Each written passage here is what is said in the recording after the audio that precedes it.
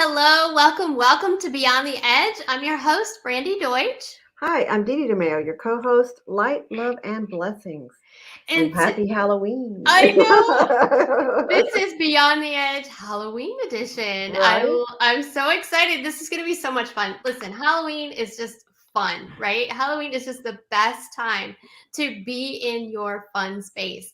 So today, I thought me and Dede actually thought it would be a great idea to have Reverend Pat Rickard on, and Pat's amazing. I'm gonna read. I'm Hi. gonna read up. Hi, Pat. I'm gonna read her bio because she's so awesome.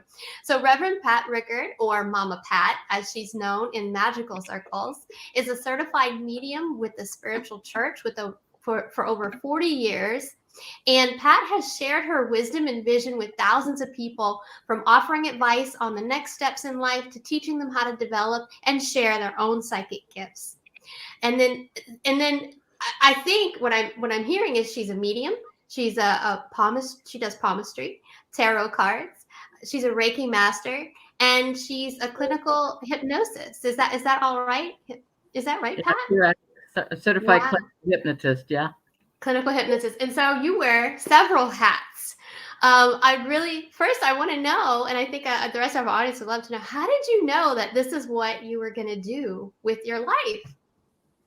Well, even as a child, I kind of knew things and I didn't understand how, but I would get feelings or premonitions, as they call them, and they would come true.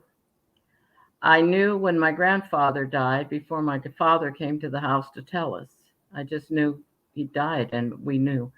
But I've had this ability for a long time. I didn't know how to use it correctly.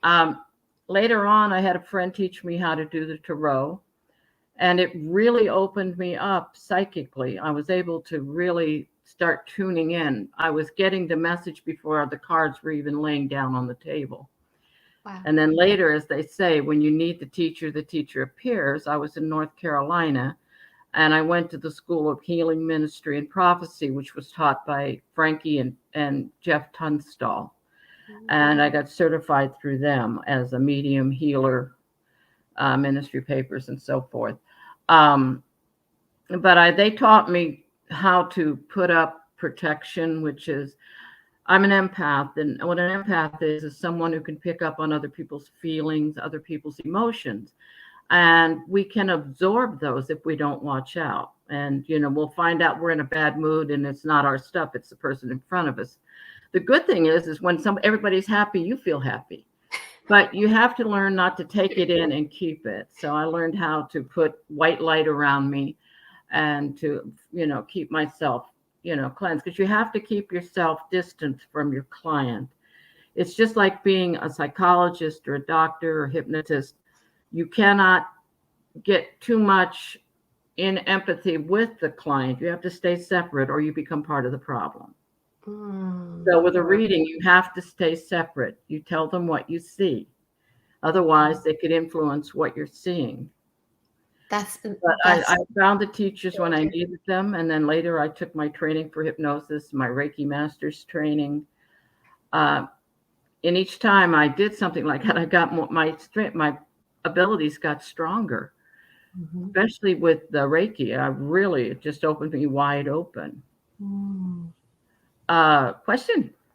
Yeah, I hear it's interesting. I hear people say sometimes, I had this great ability and then I lost it. I didn't use it anymore. And so now I can't hear or see things as clearly as I used to.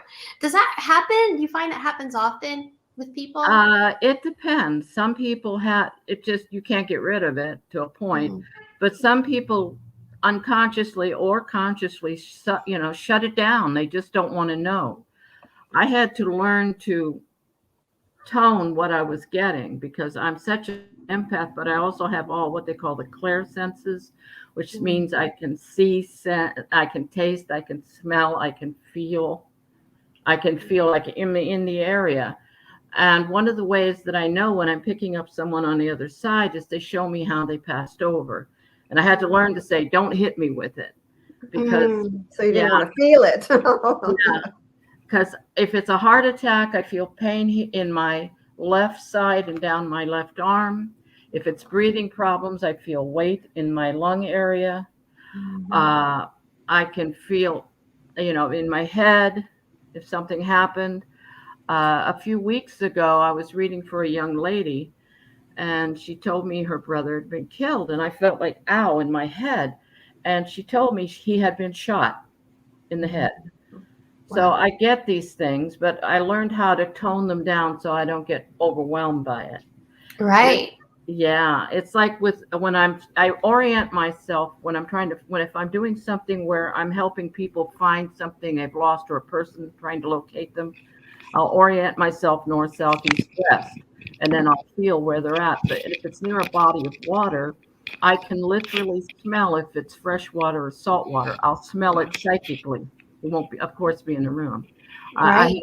I have very strong senses, so I had to learn to tone them down. And some people, it's very hard to go through that, so they just shut it out. They don't want to know. They don't want to know. So it makes me think on the lighter side of things, because it's very serious and very real, because it's absolutely something that happens. But the movie Ghost, where Whoopi Goldberg, all of a sudden she sees Patrick Swayze, the actor that got killed in it, and then once she sees him, all these ghosts just bombard her, and they're like, and they even do the embody, they get into her body. So have you ever experienced anything like that where you have to say, well, I learned through the my teachers, Frankie and Jeffrey Tunstall, how to put up protection so that doesn't happen. okay, so it can happen. You have to set the space, as we call it. Set it and not allow anything in. You put white light around you and you say, may I never harm another, may I never harm myself. And you surround yourself with the highest and best. And also when you're doing energetic healing, you don't bring it in and hold it in. You bring it through you. You're a conduit, like it comes through and out. Yes.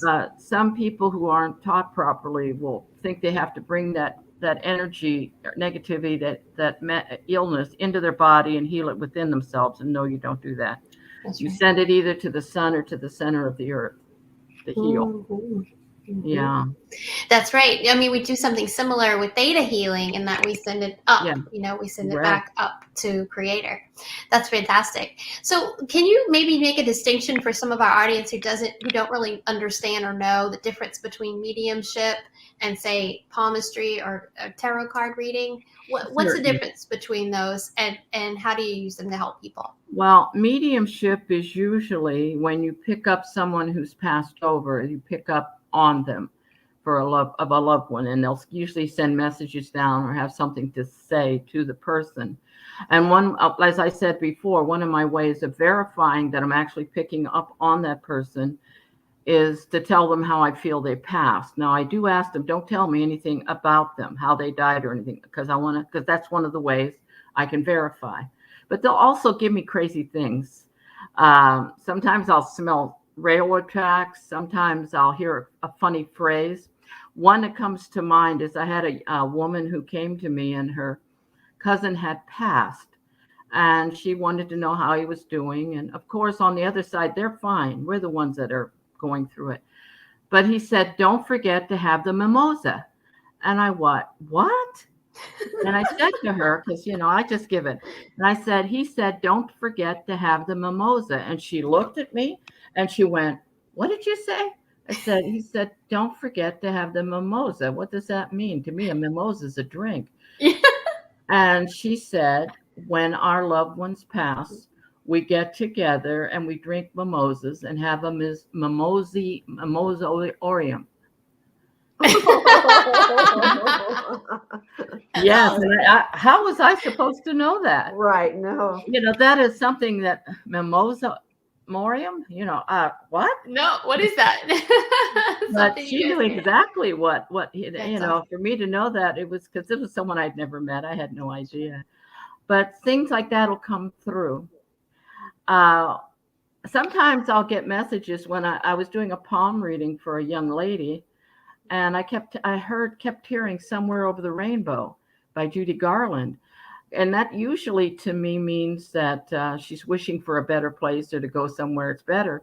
And I looked at her and said, why do I keep hearing Somewhere Over the Rainbow? And she said to me, and she looked, of course, she said, well, when I was in 6th grade graduation, they had me sing that song, and my dad was in the audience. Well, then my mother and father divorced. And then she said, and this is a true story, 6 years later, she's singing the same song in her graduation commencement. And she hadn't seen her father the whole time. As she's singing the song, Dad walked in through the back doors. Wow. I know. Still I get it. Wow. It's like, oh my goodness. And again, how was I to know that? So it meant something from her. You never know what a silly phrase you may hear from a loved one. You may not know what it is, but it's for them, not for you. And the same way with readings. People say, well, you remember when, and sometimes I do, sometimes I don't. We can't hold that in. Mm-hmm. I see a lot of people, and so I can't hold everything in. But as Dede said, when she talked about what happened when I did a reading for her, it'll come back. So I'll remember again. Right. Now, mediumship, sometimes I'll pick up on live people too. And it'll be like, I'll keep hearing a name and I'll say, who's this? And they'll go, oh, that's my mother or my uncle. I said, well, whenever I get that heavy a message with a name, it means they need to get a hold of them. There's something going on. Mm-hmm. Okay.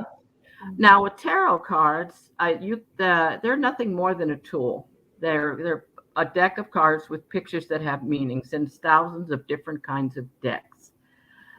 There's the symbolism has basic meanings, and for myself, I've read them for 40 years, so I don't even worry about the basic meanings. I just lay them down. They're a story to me. I lay them down in rows. Some people do a Celtic cross, different things. But what it is it's telling you what's going to come up unless you decide you don't want that and you want to change it. Sometimes it's a warning that if you don't do these things, this is going to happen. But if they want to if they listen and they don't want that outcome, they can change it because you will have free will. Nothing is written in stone. Mm-hmm. So you have to just take it with a little grain of salt.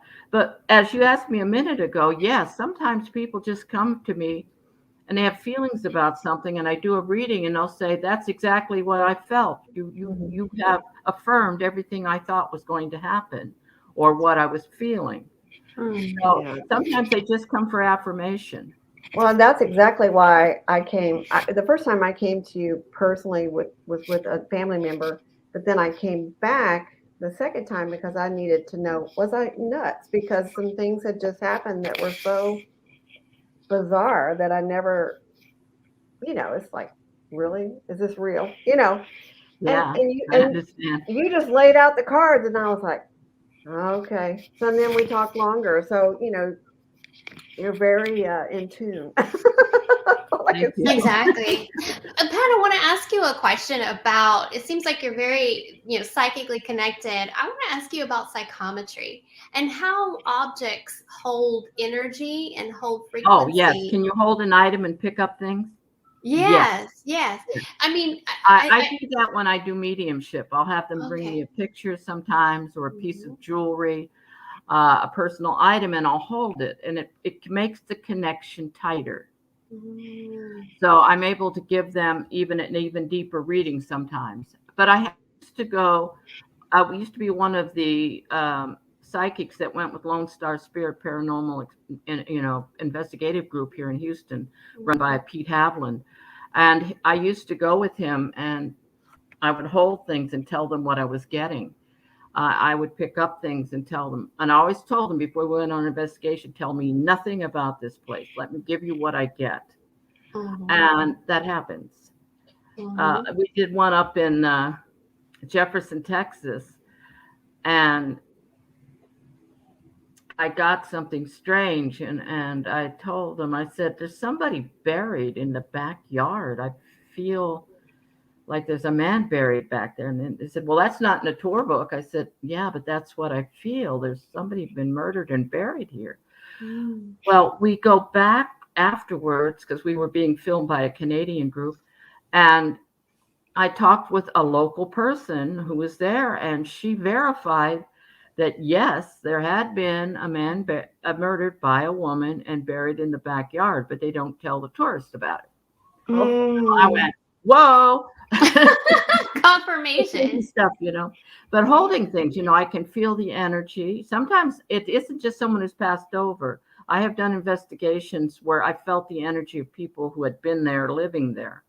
And I could tell them something that happened that, they weren't passed over, but I could still feel what happened there and tell them what I felt. And so same thing happens. I have done a few investigations for the, police. It's been a while, but they'll give me an item of clothing and I'll tell them where I feel the person is or what happened. right. And I see that, and I can see those things. I don't like to do those though, because, usually it's been very, someone murdered, so forth. And I just don't want to be part of that. So do you think too hard there's on you psychically, if you want to, you know what I mean? For sure, yeah. Do you think there's value in, like, say you move to a new house and you know how the house kind of sometimes holds energy and things like that? Yeah. Like, would Clear it be it and smudge it. Yes. Take some Clear sage and smudge the whole house. As you're smudging, say, I clear this space of all unwanted energies, entities, and spirits, and then take and put a little blessing oil on a window, the doorways, and say, and I close the space in light and love. So yeah, get rid of the negative that's in there. That's what spring cleaning originally was all about, was cleaning out the old energies, not just the house, but all the stuff. Get it out by door, sweep it out the door. Excellent, excellent. So what you're asking me about palmistry. Palmistry is the lines in the hand, the mounts, the shape of the hand. And the shape of your hand can be either earth, air, fire, or water. I have an air hand. I don't know if can you see? That's air. Okay. Water hands are long, thin hands with very long fingers, long thumb. Those people are usually very creative, artistic musicians, artists, writers, and so forth. Air hands are communicators. We're often the ones who speak in our work with computers, that sort of thing. Earth hands, which are plump hands, usually about the size of mine, but very plump, strong hands. They're usually the doctors, the healers, the nurturers, but they can also be a beautician, a massage therapist, a baker. So hands-on. Now, fire hands, which you don't see too many of, because most fire signs, they're very bony looking hands, so kind of large knuckles but thin fingers, little angular hands, and they're full of energy. The fire hands are the people who are doing, stop, go, a personality, go, go, go, go, go, go, go. But your hand will tell me your personality. The length of your lifeline tells me things. If there's anything on that line that's got like a little island or something, can tell me a place where you'll have some health issue. Fate line starts from the bottom of the hand and goes up, and it shows me, how you go through life. And then the heart line is up here, and it tells me how you deal with things emotionally. Making me want to look at my hand right now. I'm looking one. The headline, which in the middle can tell me how you think, you see, and if you're very emotional, you can be very spiritually connected depending on which mount it ends on. Hold up your hand, Dede. Let me see it. Yeah, I was going to ask you. Let's see Dede's hand. You've got a mix of earth and water. You're and your mounts between your the two mounts, you're either all together or you're a total mess. There's in between. I'll never tell. You got the water creative. And you're more of the way your thumb looks, you're more of a person that likes to sit back and let someone else take charge, correct? Yeah, I can lead from the back. I don't have to be in front. Hold your hand up, Brandy. Let me see. Yeah. Which one, right or left? You're very similar to her. I need the right. If you're right-handed, I need to see the right hand. Yeah, go into where it's shy. Oh, it's too there. Yeah, you've got. You're a communicator, though. You got more air in your hand than she does. Yeah. So you're the communicator. What's your birth sign? My sun sign's a Cancer. Is Cancer? Yeah. Well, you're water, and that is not a water hand. What are you, Dede? I'm Taurus. Yeah. Yeah, you've got the and earth in the bottom of the hand, but you've also got a lot of water in there, which means creative, artistic. rising sign is Aries. So, but yeah. All right. Cool. That's Fun, huh? fantastic. Thank you, Pat. It's not so Yeah. fun. I love it. I love it. So But I have a question though, because go ahead. you were talking about how things come across sometimes where you're at, and you get different information. So, just off the top of your head, what is the weirdest place you've ever gotten information and you were like, really? Do I have to? I mean, like you don't want to tell anybody anything, but yet you know that that's coming across for someone. What's the most weird occasion that you've had to tell information to someone that's come to you? I mean, Okay. just for fun. Well, one thing I do not like to do, even if I see it, is tell someone when someone's going to pass over. Oh, okay. Yeah. Okay. And I will not tell you when you will pass over. I'm not God. Okay. Right. But if it's someone who is got family members in hospice or very, very ill, I'll give them an approximate. Okay. So they have an idea, because I don't want to give the right date, because they may decide to stay a little longer. Yeah. But I can give you an example. I won't give you names. I had 2 sisters and their mother in hospice, and they said, how long has she got? And I said, well, I'm getting that she'll pass when the bluebonnets are in full bloom. Well, this was in, September. And they went, oh, okay. Well, they came back the following year and told me that, and they thought she was going to go on Thanksgiving. She didn't. Then they thought, well, she's almost there, and she didn't. Mm-hmm. And when she passed, she could see the bluebonnets out her window. Oh, wow. Wow. Yeah. So I'll give them something like that gives them an idea, but I will not give a date. That's not my job. I'm not God. Yeah. Yeah. Cool. One thing I'd like to say about cards too, because people go, oh, they're evil. Oh, no, they're nothing but a deck of cards with pictures on them. They're a tool. They're like flashcards. They trigger memories. There's nothing evil around them. There's no incantation. They're just pictures that help you to see what's coming up. It triggers the memory, triggers the intuitive side of you. Mm-hmm. So, one thing I want to add on that too. I've had people say to me, because I read professionally, well, I have the gift and I don't charge because it's a gift, and that's just not right. And I look at them and I go, I got a question. You know who Jesus was? Oh, yeah. Well, let's see. Jesus healed the sick, raised the dead, prophesied, was a teacher. He was fed, housed, him and his men, given transportation. Don't forget the donkey. If it's good enough for Jesus, it's good enough for me. That's right. I mean, that's how God supplies your need. It's not about you, Right. It's a gift. If God gives you a gift to use, you should use it one way or another. Right. Yeah. We just did a show on charging for spiritual work, and it was a really wonderful lady, Michelle Barr, she's a psychic and she's a coach and a medium, and she's saying, listen, once upon a time they used to take care of those people in the villages, the shamans and the medical, the healers, the soothsayers, they were taken care of, and then in Greece they were revered, That's right. And Delphi, they were revered. That's right. One thing that the Bible says, and because they'll say, it says don't go to a soothsayer. If you go to the actual scripture, it says, do not go to the soothsayer of your enemy. Really? Well, yeah, that's common sense. Wow. Yeah. I didn't realize that. Don't go to the soothsayer of your enemy. Yeah, that is common sense. But how did that come across? Yeah, of course they're not going to tell you that you're going to lose. They want you to think you're going to win and then knock you out. That's right. Oh God.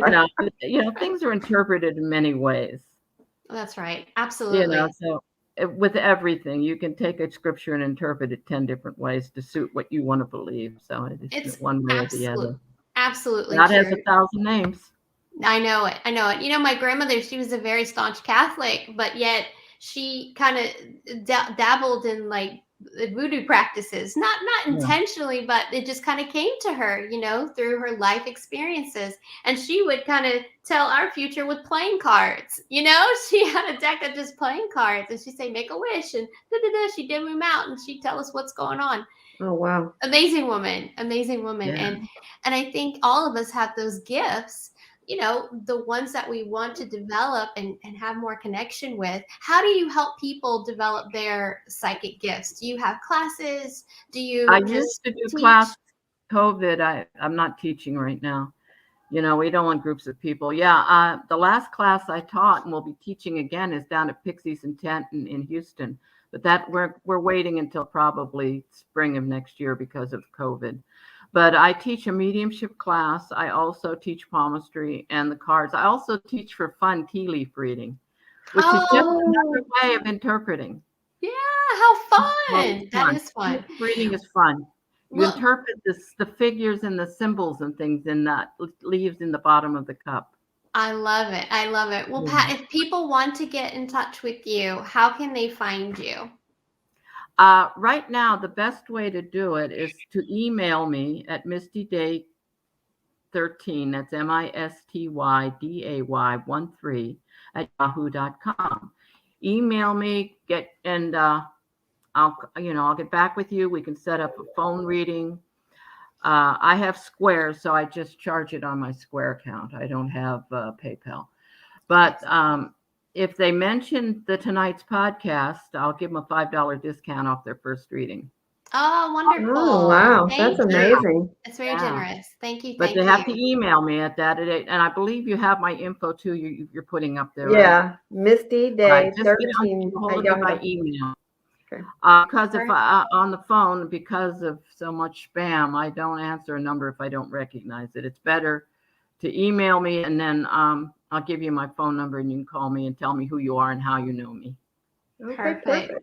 Thank you so much, Pat. And so before we go, I just want to remind people that if you know someone who needs some blessings, some prayers, some good energy pushed their way or fly their way, just let us know. Call us or text us rather at 805-500-3343 or message us at Beyond the Edge TV. And we've got some really great light workers who are just sending all those good vibes out. We'll just send their first name and it'll be theirs. Pat, thank you so much for being on our show. We really appreciate you. We appreciate your knowledge, your wisdom, and for all you do for people. So thank you so much. And thank you for tuning in. Reach out to Pat. It seems like she's a lot of fun, guys. Bye, everyone. Enjoy your Halloween. Bye-bye. Bye, dear.